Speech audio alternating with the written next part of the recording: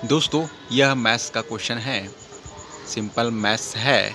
आपको सॉल्व करके बताना है दोस्तों 2 मिनट के अंदर में कि इसका आंसर क्या होगा। मैं आपको ऑप्शन दे रहा हूँ ए, बी, सी और डी। आपको सॉल्व करके बताना है कि इन चारों में से आपका आंसर कौन सा है। कमेंट करके जल्दी बताएं दोस्तों।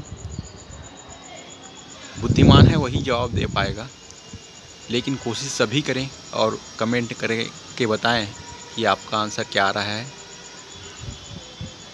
जल्द से जल्द आंसर दें दोस्तों, आपके पास 2 मिनट है।